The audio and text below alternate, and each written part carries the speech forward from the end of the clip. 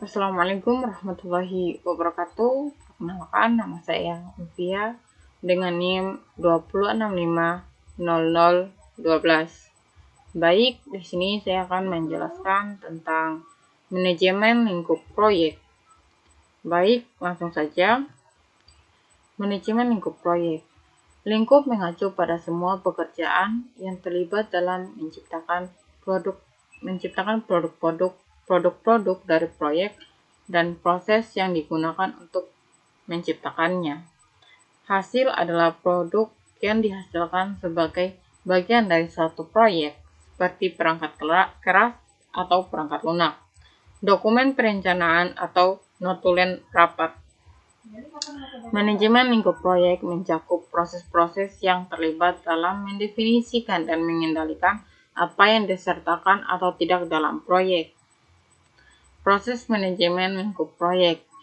1. Perencanaan lingkup, yaitu menentukan bagaimana ruang lingkup akan didefinisikan, diverifikasi, dan dikendalikan. 2. Definisi lingkup, yaitu meninjau karta proyek dan pernyataan lingkup awal dan menambahkan informasi lebih lanjut sebagai persyaratan dikembangkan dan perubahan permintaan disetujui. Ketiga, membuat WBS, yaitu membagi hasil proyek besar menjadi komponen yang lebih kecil, lebih mudah ditangani. Keempat, verifikasi lingkup, yaitu memformalkan penerima lingkup. Kelima, pengendalian lingkup, mengendalikan perubahan lingkup proyek.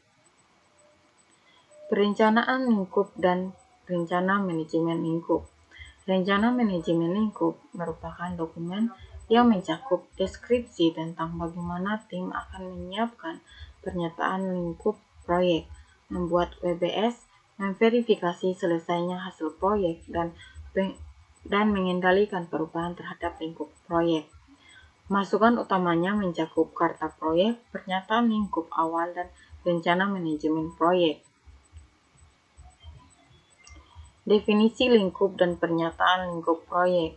Pernyataan lingkup awal, karta proyek, aset proses organisasi, dan pernyataan perubahan yang disetujui menyediakan dasar untuk membuat pernyataan lingkup proyek. Seiring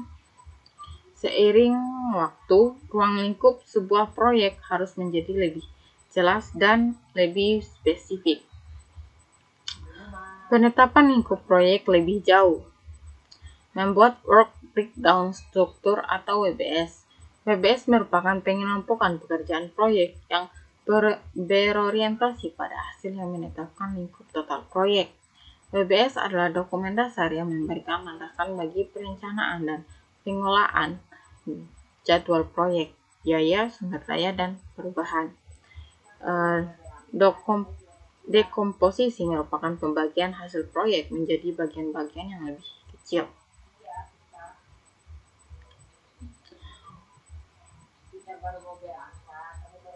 Pendekatan untuk mengembangkan WBS itu satu pedoman. Beberapa organisasi seperti DoD memberikan pedoman untuk mempersiapkan WBS.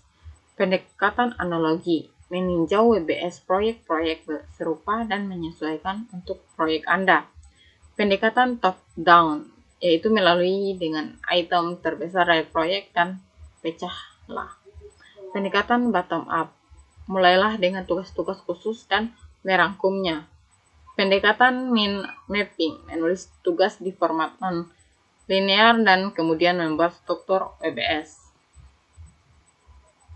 Pustaka WBS dan scope baseline. Banyak tugas-tugas WBS tidak jelas dan harus dijelaskan secara lebih rinci sehingga orang tahu apa yang harus dilakukan dan dapat memperkirakan berapa lama bekerja dan berapa biaya diperlukan.